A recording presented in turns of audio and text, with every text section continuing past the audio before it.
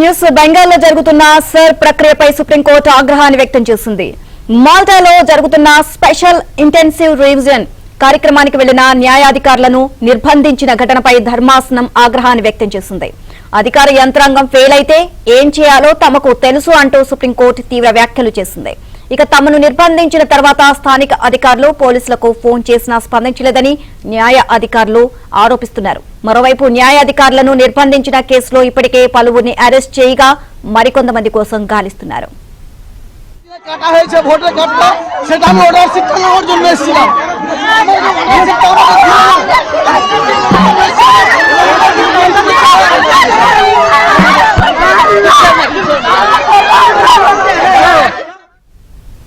ఇదే అంశానికి సంబంధించి మరిన్ని అప్డేట్స్ మా ఢిల్లీ బ్యూరో చీఫ్ కృష్ణ అడిగి తెలుసుకుందాం.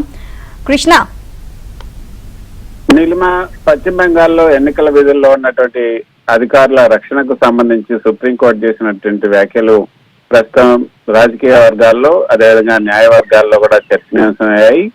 పశ్చిమ బెంగాల్లో ఓటర్ల జాబితా ప్రత్యేక సవరణ ప్రక్రియ జరుగుతోంది.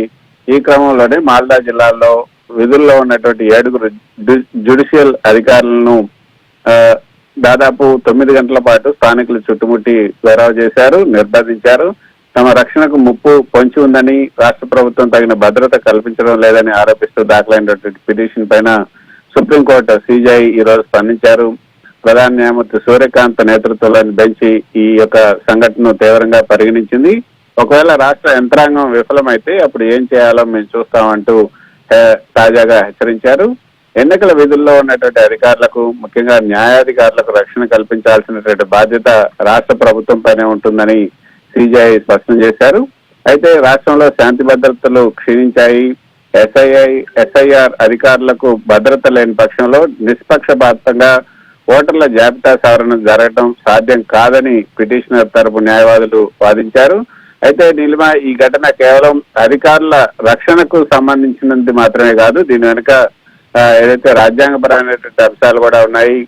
రాష్ట్ర యంత్రాంగం విఫలమైతే అని సుప్రీంకోర్టు చెప్పడం వెనుక పెద్ద అర్థం ఉందనే చెప్పొచ్చు. ఏదైతే రాష్ట్రంలో శాంతి భద్రతలు అదుపు తప్పినప్పుడు రాజ్యాంగంలోని ఆర్టికల్ 356 కింద రాష్ట్రపతి పాలన వంటి తీవ్రమైనటువంటి చర్యల గురించి నేరుగా ప్రస్తావించకపోయినా న్యాయ వ్యవస్థ తీవ్ర అసహనాన్ని వ్యక్తం చేస్తుందని అర్థం చేసుకోవచ్చు.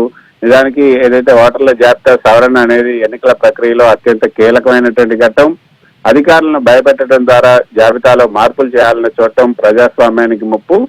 సుప్రీంకోర్టు జోక్యం వల్ల కేంద్ర బలగాల మోహరింపు లేకపోతే ఎన్నికల కమిషన్ కు ప్రత్యేక ఆదేశాలు వచ్చే అవకాశం ఉంది. అయితే సాధారణంగా ఎన్నికల విధుల్లో రెవెన్యూ అధికారులు ఉంటారు, కానీ బెంగాల్ వంటి సున్నితమైన ప్రాంతాల్లో పారదర్శకత కోసం జ్యుడిషియల్ అధికారులు నియమించారు. వారికే రక్షణ లేకపోతే వ్యవస్థ పైన ప్రజలకు నమ్మకం తగ్గుతుంది అనేది కోర్టు భావిస్తోంది.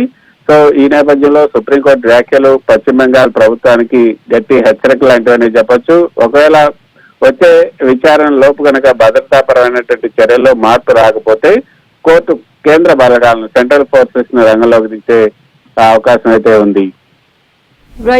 కృష్ణ.